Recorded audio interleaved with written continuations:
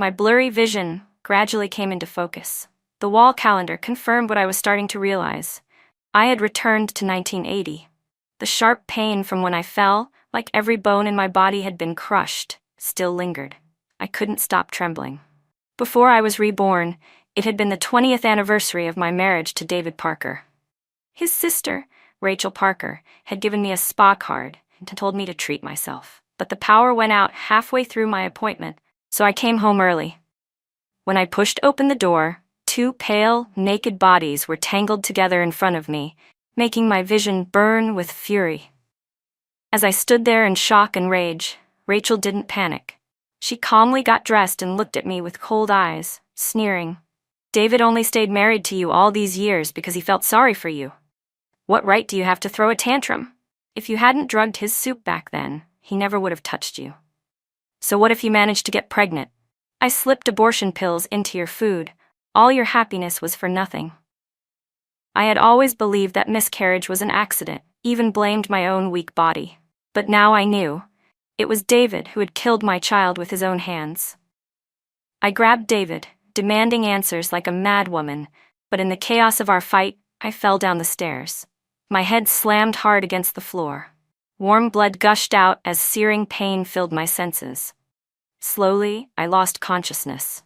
My final memory was of David standing at the top of the stairs with Rachel in his arms, their faces fading as everything went black. The sound of footsteps outside the door pulled me out of that nightmare. David and Rachel came back home, laughing and chatting as if nothing had happened.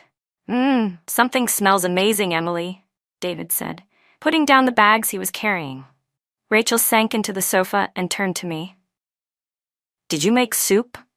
I smiled faintly and said, "No. Must be the smell coming from the neighbor's place."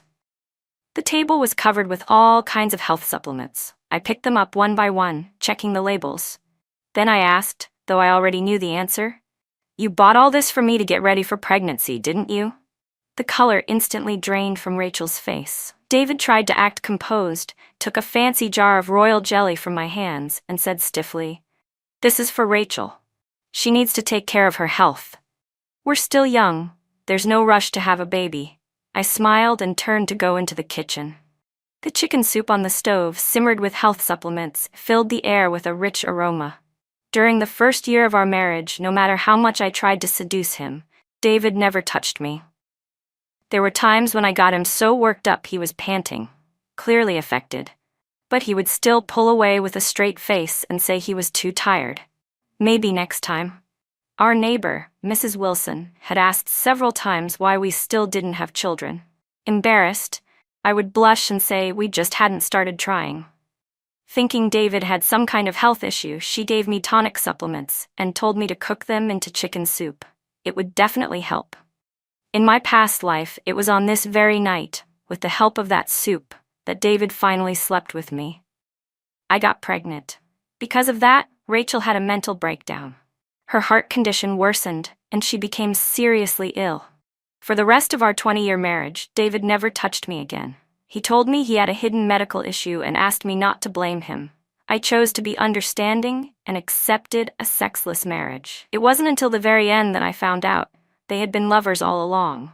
I, his wife, had merely been a cover for their forbidden relationship. From the living room, I could hear David and Rachel laughing, sounding so happy and carefree. I let out a silent, bitter laugh. Then I picked up the chicken soup and poured it straight down the sink. After dinner, David walked into the kitchen holding a bottle of fresh milk. "I'm going to heat some milk for Rachel," he said. "Can you give her a leg massage? We walked around a lot today, and her legs seemed swollen." I didn't respond cheerfully like I used to. Instead, I asked calmly, "Did you marry me just so I could take care of your sister?" David stopped mid-step, frowned, and said unhappily, "If you don't want to do it, then don't." "But why say things like that? Who's been filling your head with nonsense?" I already knew the answer and didn't bother to argue. I promised Mrs. Wilson I'd finish sewing her dress. She's going to visit relatives tomorrow and needs it. I need to get it done tonight, I said. You take care of her yourself. In the living room, Rachel had just finished showering and was lounging in nothing but a loose nightgown. David sat beside her, gently massaging her fair, round calves. Their hushed whispers and lingering gazes were so intimate, they could practically melt into each other. In my past life, after I got pregnant, Rachel fell seriously ill. She cried constantly, day after day. At the time, I also felt David's reaction was strange, but he explained it away, saying they had grown up depending on each other. He said Rachel was overly sensitive and afraid that once he had a child, he wouldn't dote on her anymore. Rachel never married. She claimed her heart condition would only burden others. Once, someone asked me to introduce her to a potential match. When I mentioned it to David, he flew into a rage, accusing me of being a terrible sister-in-law who couldn't even tolerate a sick girl in the house. Looking back now, I can't believe how stupid I was. Blind for 20 years, totally in the dark. I let out a bitter laugh at myself and turned toward the storage room where I usually did my sewing work. By the time I came back out, Rachel had already gone to her room to rest. The bedroom light was dim, only a small lamp glowing on the nightstand. The bathroom door wasn't fully closed, and I could hear the sound of running water from the shower. I couldn't help but glance in. Through the fogged glass, I saw David, his back turned toward me, one hand braced against the wall, the other moving in front of him. Suddenly, a low, suppressed moan escaped his throat, followed by a faint, nearly inaudible sigh. "Rachel, my sweet girl." I bit down so hard on the inside of my cheek that I tasted blood, my mouth full of metallic bitterness. One image after another flashed through my mind, me in the past, doing everything I could to seduce David. I secretly bought perfume, snuck on lipstick, wore low-cut dresses like the models in fashion magazines, and every time, I was met with nothing but disgust and humiliation. He would always shove me away in frustration, giving me that cold, scornful look like I was trash. "Is this all you ever think about?" he'd snap. "I have serious things to deal with every day. Don't bother me with this nonsense." I used to feel so ashamed, so humiliated. He was an intellectual, a factory director, someone with important matters on his mind. Of course, he wouldn't care about physical things like that, or so I convinced myself. But now I knew, he wasn't lacking desire. He just didn't want me. He married me, yet remained chaste for the sake of a love that couldn't see the light of day. It didn't matter. This time, I would grant them their wish. The water stopped. I quietly turned and walked back into the storage room. The next morning, for the first time ever, I didn't wake up early to make breakfast. When I got up, David had already left for the factory. Rachel was sprawled on the couch reading a book. The dining table was a mess, with half-eaten baozi and spilled soy milk left behind.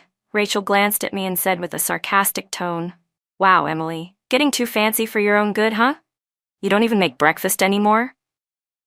I wasn't bothered. I rubbed my lower back and smiled faintly. "Well, blame your brother. He wore me out last night." I paused mid-sentence, then touched my lips as if realizing what I'd just said. "Oops, can't believe I said that to you." Rachel's expression changed instantly. "What did my brother do to you?" "Oh, sweet girl, don't poke your nose where it doesn't belong," I said lightly. "I've got errands to run. You'll have to handle lunch on your own today." Her face grew more and more tense, but inside I was smirking coldly. I had already made up my mind. I was going to divorce him.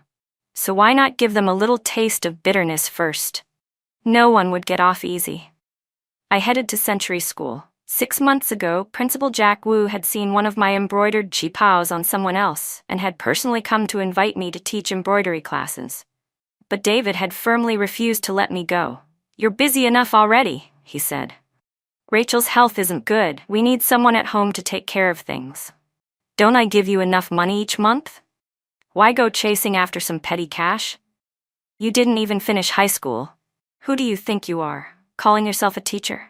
Don't go making a fool of yourself." I already lacked confidence to begin with. After that cold splash of humiliation, I gave up and turned down Principal Wu. It wasn't until I was on my deathbed that I finally realized I had poured my heart out for those 2 siblings for 20 years, and in their eyes, I was nothing more than a pathetic joke. Someone only good enough to wait on them at home. The past was too bitter to recall. But this time, I was going to take my chance and make it count. I clenched my teeth and pedaled my bicycle like the wind. Principal Jack Wu had told me that the school would be going to the capital soon to participate in a traditional clothing design competition. I agreed to make an embroidered chipao and enter the contest on behalf of the school. We worked together all day, selecting fabric and deciding on the embroidery theme. By the time I got home that evening, Rachel was already waiting with a stormy expression on her face. The moment she saw me, she rushed over and demanded, "You better explain what you said this morning. What exactly happened between you and my brother last night?" She had clearly been stewing about it all day. I answered calmly, "What could a married couple possibly do in bed? You'd better start preparing that red envelope for your nephew." Rachel's eyes turned bloodshot, and she trembled all over. "You're lying. David promised me. He said he'd never touch you." She clutched her mouth, panic flashing through her eyes. She had finally let the truth slip out. I smirked. "If that's what David told you, then I guess you'll just have to believe it." I turned to head toward the storage room to work on the design sketches, but Rachel suddenly yanked me back. "Stop, say it again. What exactly did you mean?" The paper bundle tucked under my arm fell to the floor, and a piece of bright red silk slipped out. Rachel's eyes widened. "Where did you get the money for fabric this expensive? Did my brother give it to you? Is it because of what happened last night between you two?" She slapped me hard across the face, then stomped on the fabric like she wanted to destroy it. "Why you? Why do you get everything?" My vision spun from the blow, and for a second I couldn't react. Several dirty footprints were already stamped into the delicate fabric. Furious and heartbroken, I shoved her away with all my strength. Just then, David walked through the door. Seeing what was happening, he immediately shouted, "Emily, what do you think you're doing?" I picked up the fabric, trying to brush the dust off it with shaking hands. Rachel had fallen to the floor and now let out a heart-wrenching sob. "David, it hurts. My finger, I think it's broken." David rushed to her side, examining her finger with a distressed look. His face darkened with worry. Without even glancing at me, he picked her up and rushed out the door. It wasn't until late that night that I finally managed to clean the dirt from the fabric. Exhausted, I slumped over my work table and drifted off to sleep. In my half-conscious state, I felt someone walk up beside me and gently grab my arm. I startled awake. It was David, his brows furrowed tightly, his voice low and threatening. Was it this hand, the one that pushed Rachel? His hand clamped around my wrist like an iron vice. I couldn't break free. A sudden fear gripped me. I couldn't help but push back. "Why don't you ask her what she did?" David let out a cold, mirthless laugh. "Rachel is my sister. She can do whatever she wants. If she wants to hit you, you stand there and take it. Who told you to fight back?" He stared me down. "I'm asking you again. Was it this hand?" It felt like a knife had stabbed straight through my heart. In our past life, David and I had been married for 20 years. Though we never had a physical relationship, in every other way, he'd seemed like a gentle and attentive husband. I'd always thought, despite everything, that he must have had some feelings for me. But now I understood. The only reason he never made things hard for me was because I had always been obedient, because I cared for him and Rachel without complaint. The moment I resisted, even once, he showed his true self. Under the dim light, David's face looked like I'd never seen it before. Cold, cruel, and barely able to contain his rage. Every hair on my body stood on end. I wanted to back away in fear. David leaned closer, his voice so chilling it made my skin crawl. "Rachel's pinky is broken. I want you to give her an arm in return." Before I could react, he raised a heavy steel pipe and brought it down hard on my arm. A searing pain tore through me, and I let out a scream so loud and sharp it felt like my soul had ripped in half. David didn't even blink. He dropped the pipe on the floor with a loud clang and spat out a final warning before walking out the door. "Let that be a lesson. Don't ever upset Rachel again." Drenched in cold sweat and barely able to move, I crawled across the room to ask Mrs. Wilson from across the hall for help. Mrs. Wilson's son gave me a ride to the hospital on his bicycle. They managed to set my broken bone. The next day, gritting my teeth through the pain, I went to the police station to report the assault. David arrived not long after, putting on a sincere face and apologizing profusely. "Officers, I'm so sorry to trouble you," he said. He kept insisting it was an accident, that it had happened during a heated argument between husband and wife, nothing more. He held my hand with feigned concern, his voice soft and full of false regret. "Emily, I know you're hurting. This is all my fault. I never meant to hurt you. How could you tell the police I did it on purpose? They're already so busy. Let's not make more trouble for them." David was a well-known, highly regarded businessman in the city, with a polished public image. No one believed he could have intentionally broken my arm. The police spoke to him kindly, simply advising him to be more careful in the future. Then they turned to me and offered gentle words of advice. "It's normal for married couples to argue. Calling the police over a fight and talking about divorce is going a bit far, don't you think?" I was furious and helpless, but David remained composed and mild-mannered. "Look at you, getting all worked up in front of the officers," he said with a smile. "Let's just go back to the hospital. Your arm is still injured." With a face full of helpless tolerance, he put his arm around me and led me out. Once we were out of sight, his expression changed instantly. His voice turned cold. "It was just a little punishment. Why are you making a scene about divorce? Rachel's still waiting for me at home. You can go back to the hospital by yourself."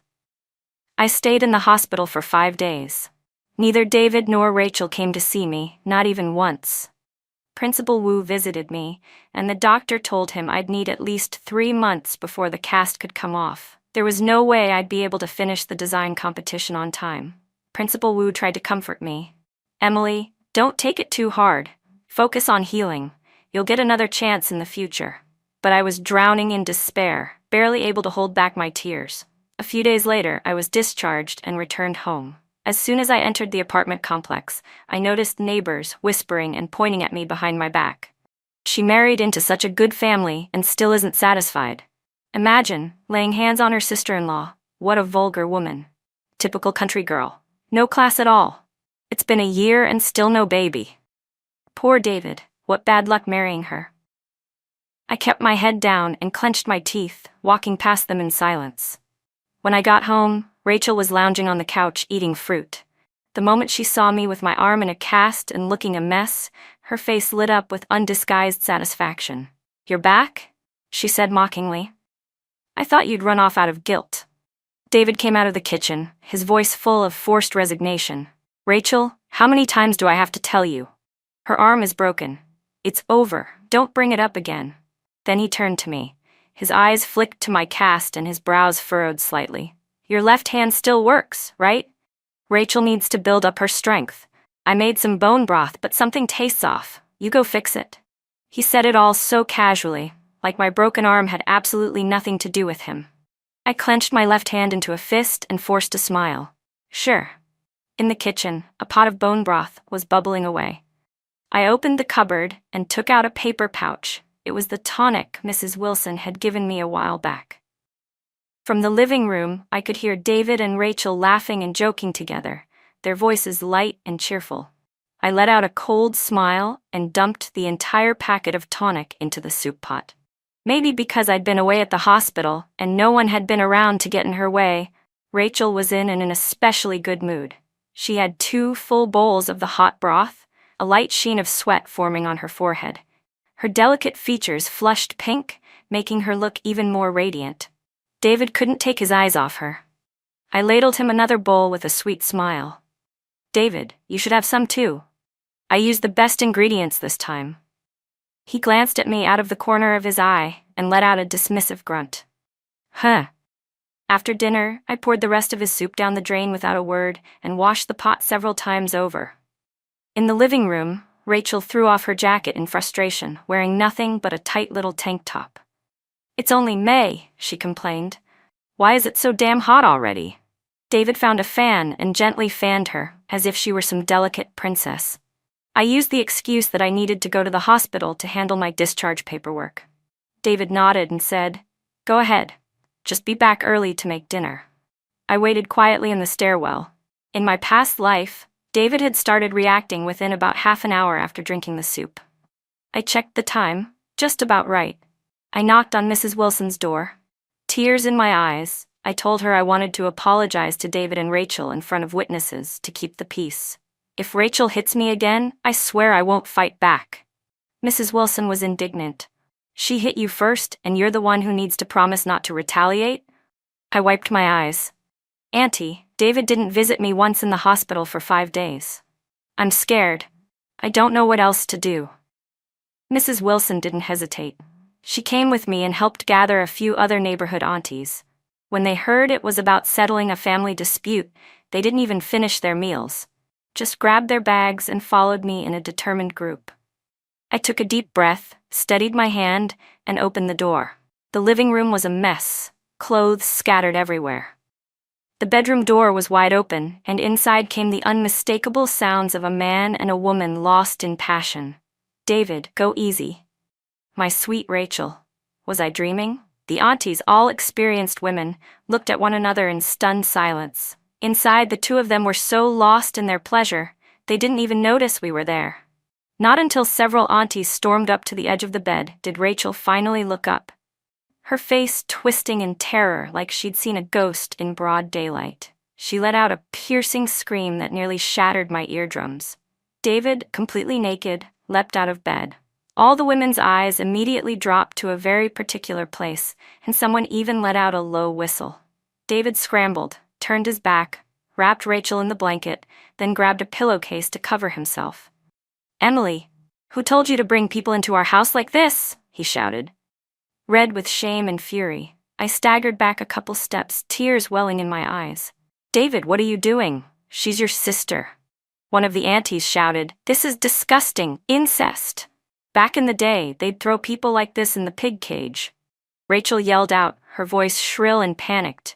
"We're not related by blood. We're not real siblings." Mrs. Wilson shouted back, "So what if you're not blood related? You're living under the same roof. Look at that wedding photo. Your brother and his wife are right there on the wall." Everyone started talking at once. "She's right, you really never know people. Director David always seemed so decent, but now look, sleeping with his own sister. No wonder she never agreed to meet anyone we tried to set her up with. She only ever had eyes for him." I collapsed to the floor, sobbing uncontrollably. My whole body shook. No wonder he hit me. No wonder he never touched me once in a whole year of marriage. The way the aunties looked at David was filled with disgust. Then their gazes shifted to Rachel. One of them sneered. "With how seductive Rachel looks, I bet her brothers drained her dry. You never stood a chance, girl." Honestly, they probably started messing around when they were still kids. It's sickening. Rachel's eyes rolled back, and she fainted. Whether it was real or fake, no one could say. David panicked. He screamed her name over and over, his voice hoarse with fear. All shame forgotten, he leapt from the bed, completely naked, and in a wild frenzy grabbed a lamp and hurled it toward us. "Get out, all of you, get the hell out!" The lamp shattered, and the aunties scrambled in every direction, cursing him as they backed away. That night, David smuggled Rachel out of the house. No one knew where he hid her.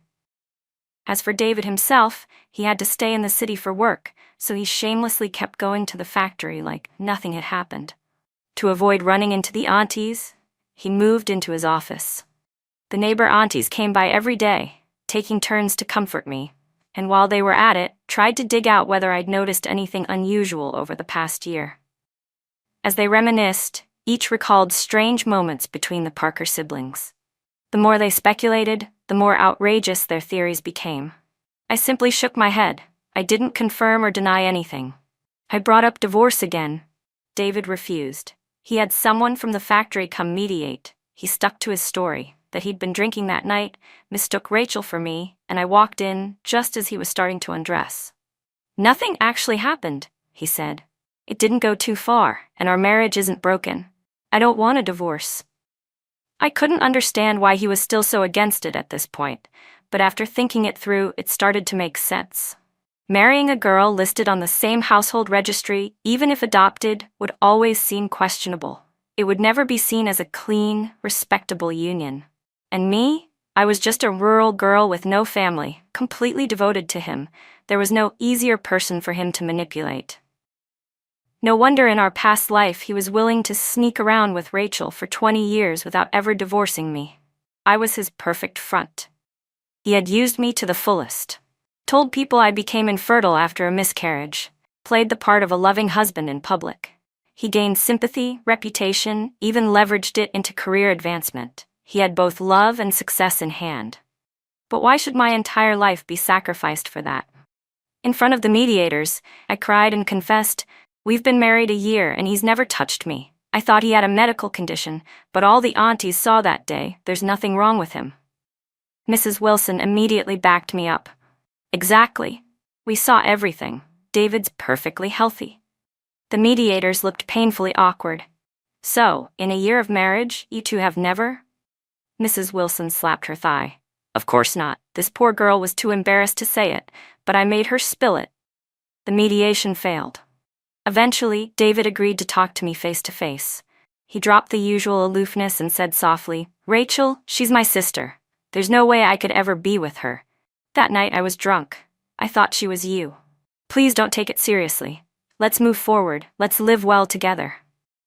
His bowing and scraping was almost comical. I was done playing along. I laid it all out for him.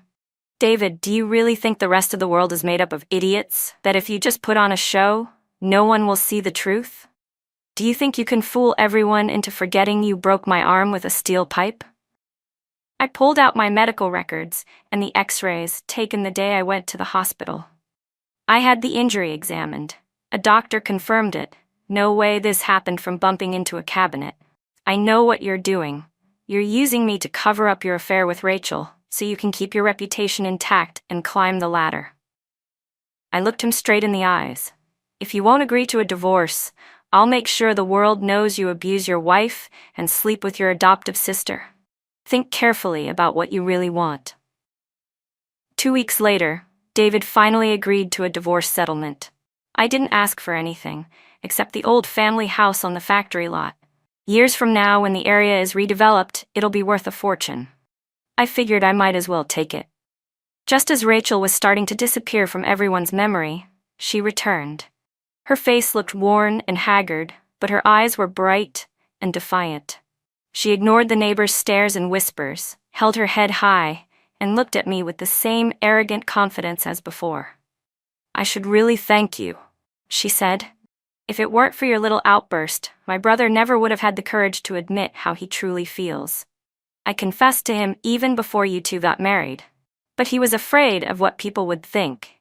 He said he had to take responsibility for you, that he couldn't divorce you. Now you're the one who insisted on ending it. Just don't regret it later." The aunties cursed her for being shameless, for proudly playing the other woman, but Rachel stood her ground. "You people don't understand love. Why should a meaningless marriage certificate stand in the way of true feelings?" I couldn't help but sneer inside. True love? She still thought David didn't marry her because of society's judgment, or worse, out of responsibility for me. In truth, David only agreed to the divorce 2 weeks later, after I sent a formal complaint to the regional director, reporting him for domestic violence and adultery. An investigative team was dispatched to speak with me, and as far as I could tell, David was about to be removed from his position. The only reason he finally relented was because he saw no future for himself in the government system. I heard through the grapevine that he was planning to head south and try his luck in the private sector. Before he left, he came by one last time. He lingered at the doorway for ages, his eyes slightly red. "Emily," he said, "I know you don't believe me, but I really wanted to spend my life with you." I lifted my arm, still in a cast, and replied coldly, "Don't bother, Director Parker, I only have 2 arms. I can't survive a lifetime with you." His face flushed with embarrassment. In a low voice he said, "Rachel has a heart condition. She can't handle stress. That day, I just wanted to teach you a lesson." I cut him off. "The deed transfer is already finalized. From now on we have nothing to do with each other. Even if we pass on the street, there's no need to say hello, goodbye." Then I slammed the door. I slid down against the wall and sat there silently as tears streamed down my face. Since the day I came back to life, I hadn't dared to let myself fall apart. But now, finally, I could breathe. I wasted no time. I signed a contract with the community center and officially became the embroidery teacher. My grandmother had once been a renowned embroiderer in the Jiangnan region, a master of Sioux embroidery. But when times changed and all anyone wore were blue, black, and gray work uniforms, she closed her tailoring shop. Her craft had no place in that world anymore. but I had always loved cutting cloth and stitching patterns. I'd clung to her skirts as a little girl, begging her to teach me. Over time, I'd inherited most of her skill, 7 or 8/10 of it at least. In the 1980s, a renewed love for beauty had started to bloom. Fashion styles flourished again, like spring blossoms. The craft my grandmother passed down to me finally saw daylight once more. Principal Wu still remembered the design competition and asked if I had any finished pieces. That's when I remembered. The wedding dress I had made for myself before the marriage. I had hand-stitched an elaborate traditional bridal gown, covered in embroidery. I had stayed up night after night, working for 3 months straight. When I'd finally shown it to David, my heart bursting with excitement, he'd sneered. He called it tacky and old-fashioned and forbid me from wearing it. So on my wedding day, I had worn the red suit Rachel picked for me instead. Wide shoulder pads, stiff tailoring, and an unflattering shape that made me look awkward and ridiculous. I'd been a joke in my own wedding photos. But now, when I took out that same bridal gown, Principal Wu and the other teachers couldn't stop praising it. A month later, at the Beijing competition, a model stepped onto the stage wearing the gown I'd stitched by hand.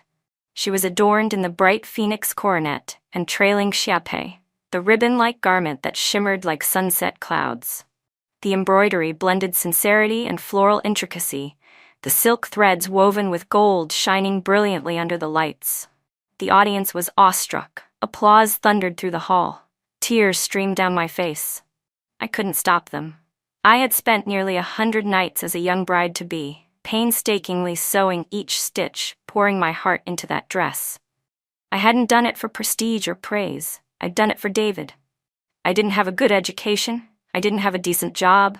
I didn't even have a proper dowry. I just wanted to wear something beautiful on my wedding day, something that showed I had worth. That I wasn't completely useless. That at least I could sew. I had wanted to save David from embarrassment, and in return, my love had been crushed. But now, the time and passion I had poured into that gown finally paid me back, in a completely different way. 2 years later, I resigned from my teaching post and founded Melon Fashions. In just a few years, my business thrived. I became a well-known female entrepreneur in the southern part of the city. Seeing that I was still single, Principal Wu introduced me to a potential suitor. He was unusually persistent, reminding me over and over to at least go meet the man. And for some reason, the world always seems to hold its biases. No matter how successful a woman may become, if she hasn't married or had children, people still believe her life isn't truly complete. Even when I appeared radiant and confident every day, full of charm and success, those around me couldn't help but add, "President Zhang is so beautiful and capable. It's just a pity her love life didn't go as well." I had no intention of remarrying. But I didn't explain this to Principal Wu. He had been both a mentor and a friend, the person who first recognized my value. I knew he meant well. Under his gentle urging, I agreed to meet someone, if only to expand my network. Who knows, maybe it could turn into a useful connection. The man's name was Shen Shi, a university professor. He was 4 years older than me and had divorced 3 years prior. He taught classical Chinese and carried himself with a warm, refined demeanor, like a gentleman from a bygone era. He was handsome, composed, and eloquent. His personality was easygoing, and he was an engaging conversationalist. During dinner, we talked about everything under the sun. The evening was relaxed and pleasant. As we left the restaurant, I stood near the entrance waiting while Shen Shi went to get the car. From behind a column, a figure emerged slowly and began walking toward me. When I looked up, I saw David, someone I hadn't laid eyes on in years. He wore an ill-fitting suit that hung loosely from his frame, making him look stiff and out of place. By now he couldn't be more than 35 or 36, yet his hair was already streaked with gray. All the vigor and pride from his youth had vanished. He forced a smile and softly spoke. "Emily, how have you been all these years?" I nodded politely, my tone calm. "I've been well, and you?" He hesitated before muttering, "I've been okay." I said nothing more, only looked at him quietly. He stayed silent too, until Shen Shi pulled up from around the corner and rolled down the window. "Emily," he called, "ready to go?" I nodded to David and said courteously, "My friend's waiting for me. I'll be going now." As I turned back, David's face was shrouded in shadow beneath the building's columns. I couldn't see his expression clearly. Then he stepped forward 2 paces. His voice was low and full of bitterness. I had a very long dream. In it, we were married for 20 years. I could have had children of my own. I could have grown old with you. All of that, it could have been real. Could it? Shenshi had gotten out of the car and opened the passenger door for me. David looked at him, and the light in his eyes instantly dimmed. His face was left full of regret. I didn't answer him. I turned around and got ready to leave.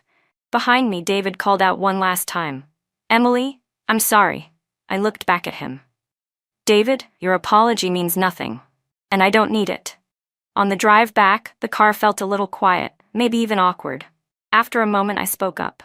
That was my ex-husband. I think Principal Wu may have mentioned my last marriage?